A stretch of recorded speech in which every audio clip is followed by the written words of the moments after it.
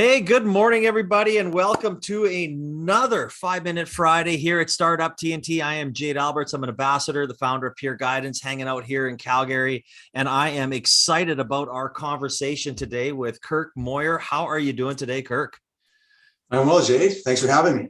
Oh, we're excited. I mean, we're just kicking off our clean tech summit here. You got an investment in our last clean tech summit, so I mean, now we're just this. We got to talk about where you're coming, where you've come, and where you've been going in the last year. So why don't I just kind of give a brief introduction here about yourself, and then we'll get after it. Sounds good, Jade. Perfect. Well, Kirk is the CEO of Winecrush. He's also the executive in residence at the SFU Venture Lab. He's a multiple-time entrepreneur. I don't want to say how many exits you've had. You can maybe expand on that, but I mean, it's something that, as we started doing due diligence last time, everyone was like, "Wow, this is an impressive entrepreneur," and it hence is one of the reasons why you got an investment with Winecrush. So, why don't you just kind of tell us how you got involved with Winecrush? Thanks, Jade. So this is actually chapter 5 for me. So this is my fifth startup. So I got involved because I sold my last startup in early 2019, free as a bird by early 2020. So I got my COVID timing right. And a fellow executive in residence who I have a lot of time for, Mike Mannion, suggested that I meet the team at Winecrush. I was actually looking to do something in agricultural technology, and I am, but it's not my normal agricultural technology. It's about at least half a light year away from what I'm normally doing in sort of Internet of Things. So we'll get back to that, but Winecrush is fundamentally in the business of transforming agricultural side streams, starting with winemaking derivative into high performance food, and we're focused on doing that on a worldwide basis. No, absolutely. And you guys are obviously based, take a lot of the wine, work with a lot of the wineries in the Kelowna area. So why don't you explain exactly what Winecrush does and how the product, what product comes of it? Yeah, absolutely. So yes, we do work with wineries in the Okanagan with global ambitions, and we're talking to various geographies like Australia. But fundamentally what we do is we get the crushed grapes, the entire biomass, the skins, the seeds, and the sediment. We immediately take possession of that in the spirit of its food. So we want to be very traceable. So we get the crush straight out of the press or the initial fermentation in the case of red grapes. We run that through our own proprietary biomechanical process that is patented. We now are up to 3 patents around that. And what comes out of it is as I said, a high performance food ingredient. We market our first wave of food ingredients as flavor enhancers with alchemic effects. And it's really leveraging the polyphenolic chemicals in the grapes themselves that have been biotransformed by our fermentation process to something that works extremely well in a large number of food categories, specifically plant-based food, where our ability to reduce salt by up to 80% is a extremely compelling value proposition to that kind of customer. Oh, and I bet you, in that health world, everybody's trying to get rid of salt and things along those lines. So that's got to be a very big selling point when you're talking to the big guys. Absolutely. So we're talking to big guys the world over in a lot of food categories. So my most exciting prospect right now is our early engagement with Kraft Heinz. It's a referral from one of our plant-based customers in Toronto. The chief food officer of this customer happens to be a former Canada Master Chef. And he's like, wow, this is the greatest ingredient I've seen in a very long time. And he's now turned into a net promoter. One of the persons that he wanted to introduce me to was a fellow chef at Kraft Heinz. And I was like, well, honestly, Kraft Heinz is a little farther down our strategic roadmap, but I just want to see what this person has to say. And he was similarly enthusiastic about the implications of this ingredient in the larger food chain. So we're focusing on plant-based foods to start, but we have aspirations to be in a wide variety of food products around the world in a few years.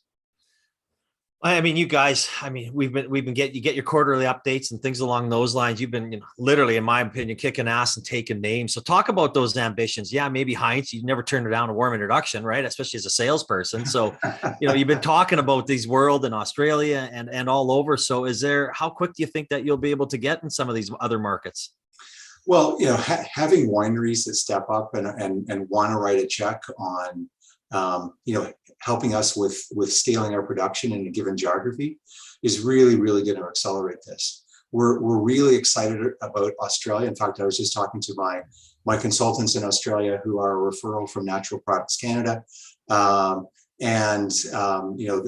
very, very quick to point out that according to recent research from Boston Consulting Group, Blue Horizon, that 20+% of the world's plant-based food consumption is going to be in Australia and Southeast Asia. So Australia likes to see themselves as the quote unquote delicatessen of Asia.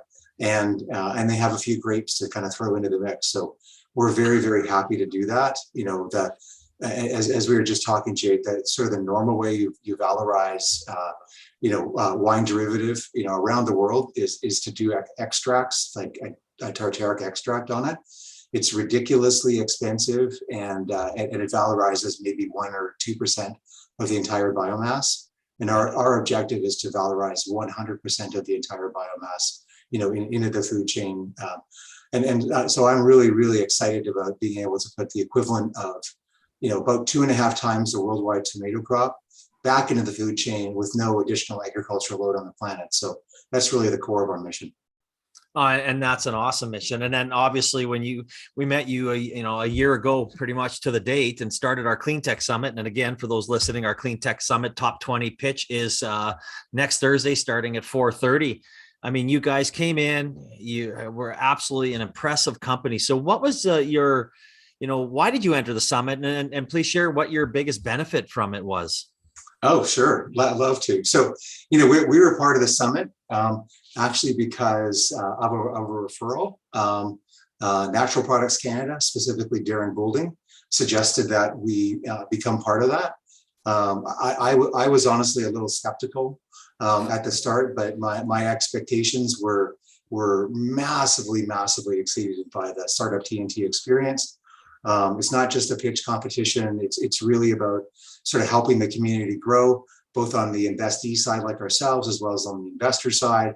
A lot of the events along the way, like, presentations from investors were really, really helpful and really value add in my world. So, credit to, your team, Jade, for, such an impressive capability, but also to Darren for, suggesting I might want to take a look. So, the way that I tell the story is, we came second, but, obviously it was Carbon Cure, right? That won last year. Absolutely. Yeah.